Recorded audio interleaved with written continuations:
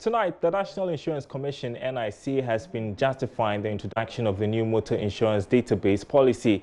The NIC told Joy Business that the implementation, which began on the 1st of January this year, is aimed at checking the increasing number of fake motor insurance stickers.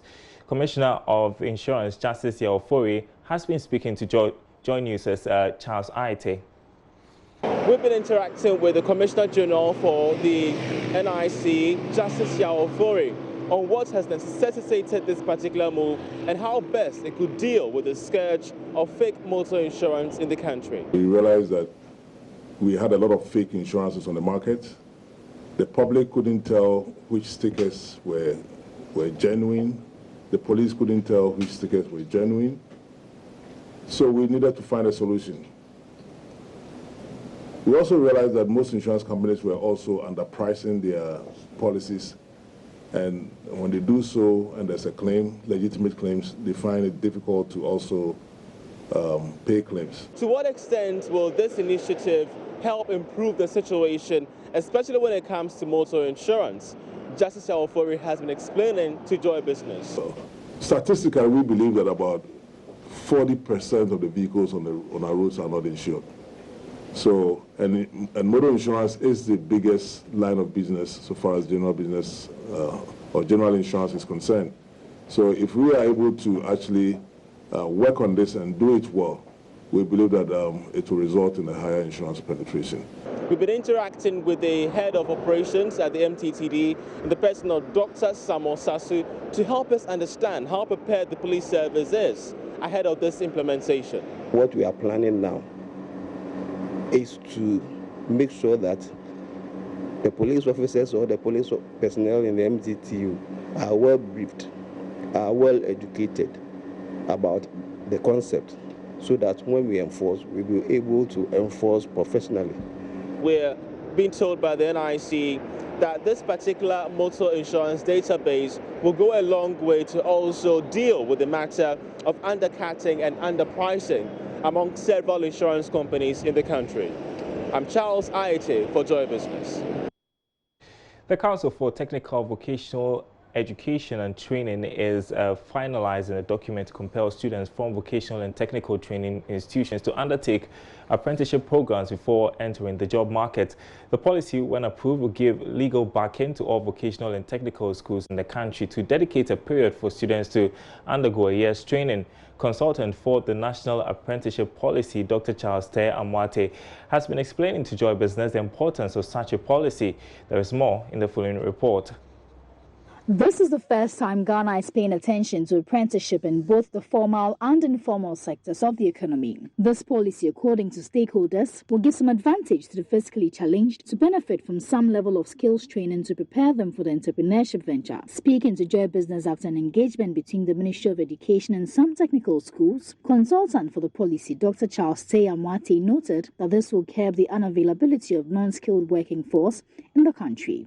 This has been a big issue. Employers are complaining that the reason they are unable to employ many of our youth, even from the universities, is because they don't seem to have the skills they need for the workplace, which then means that the training we offer our students in the schools and doesn't appear to be very relevant in many cases for the job market. And so we are coming up with this policy that will make apprenticeship a requirement for all students, especially those within the technical and vocational education, so that as part of their training within the schools, we still make provision for them to go to industry and acquire skills that they need for the job market.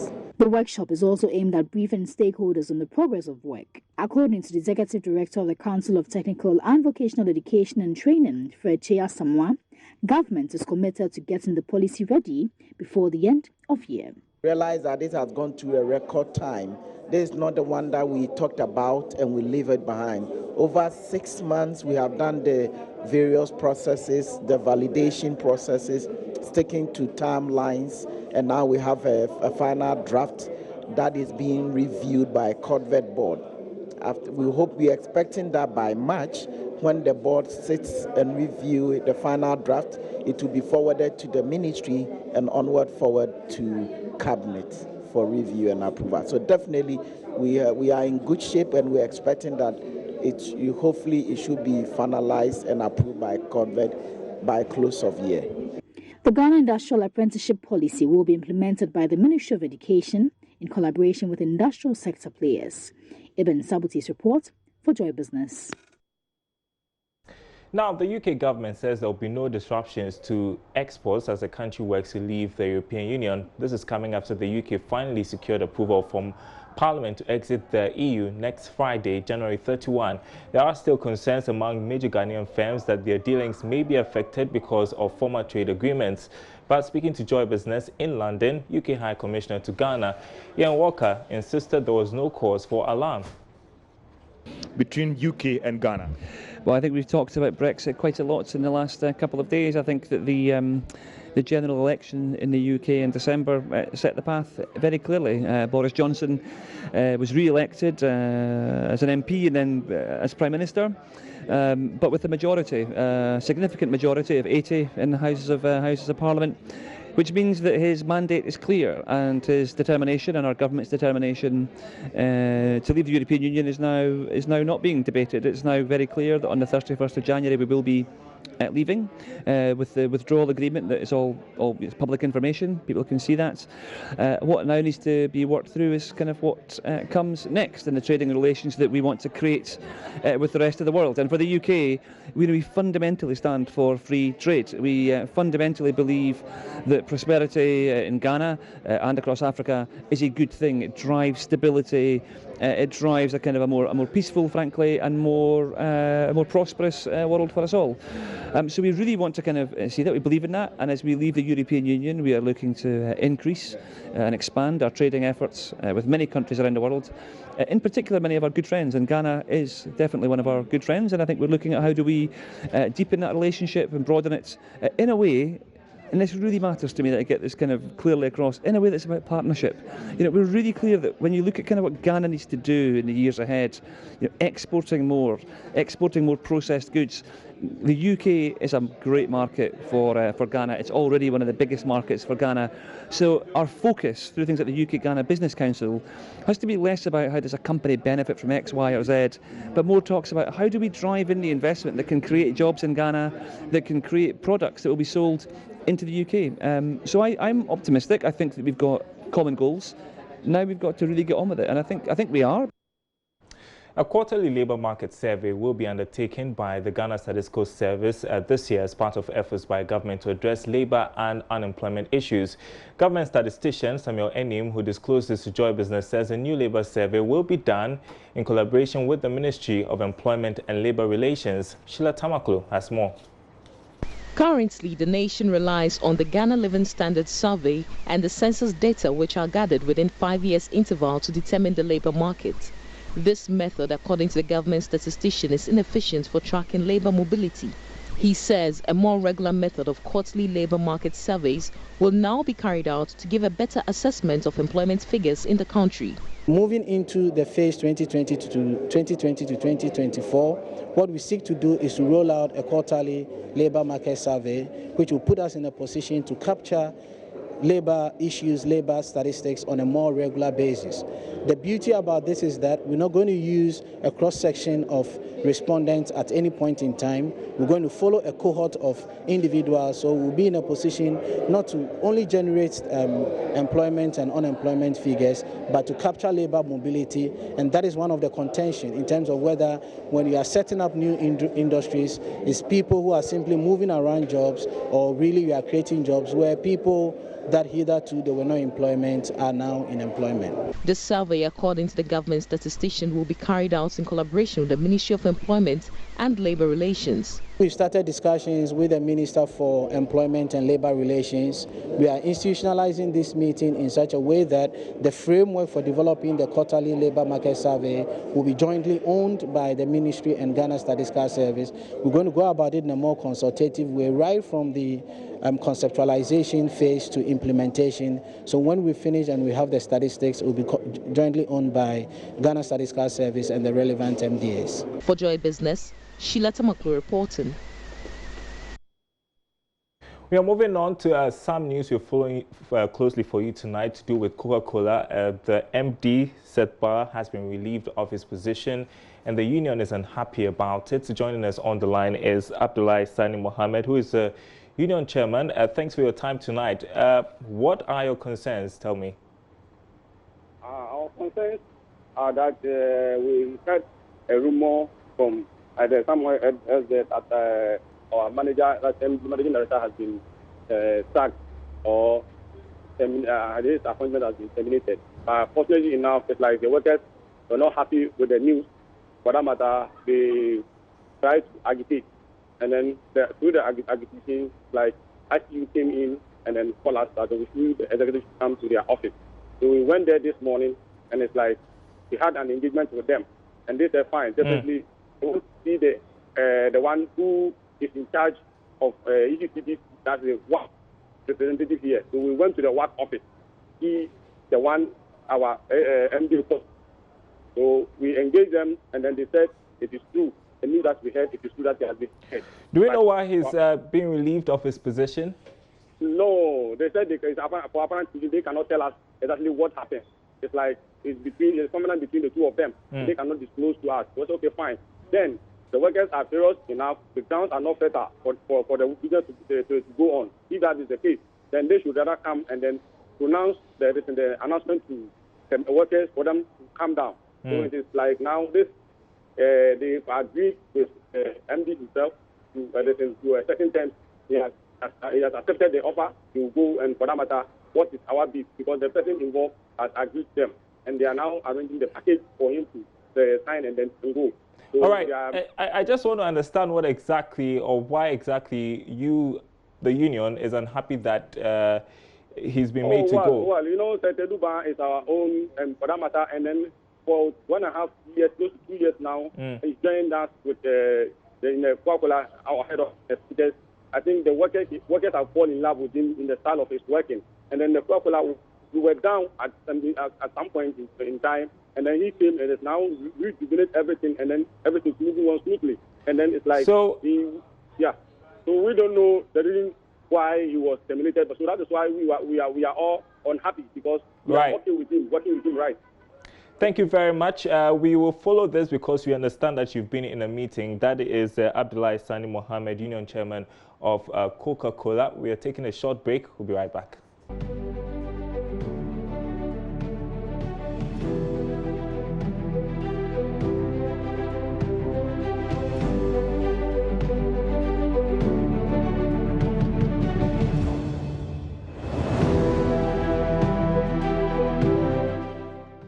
Welcome back. Operators waste recycling business estimate Ghana can create up to 5 million jobs to generate 2 billion Ghana cedis annually by recycling 82% of plastic waste. Only about 6% of plastics is currently recycled locally, with more room for expansion. In June 2019, Environment Minister Professor Kwabena Frimpong Boateng announced a fund by the Bank of Ghana to deal with the plastic menace. In Kumasi, plastic scrap collection is gradually becoming a booming opportunity for most unemployed youth, including students. Love FM's Anaya Ojima has been following the exploits of other people, some of them physically challenged within the value chain. He filed this report. On a cold Harmattan morning, a band of teenagers, all students, gather around a weighing scale, closely reading measurements for their respective consignments. They take turns to lower their materials and read in excitement figures displayed on the scale. Idrusu Ayamba is a junior high school student of Asokwa Amekom MA Basic School. He is a member of the group which spent the vacation period scavenging for plastic scraps for sale.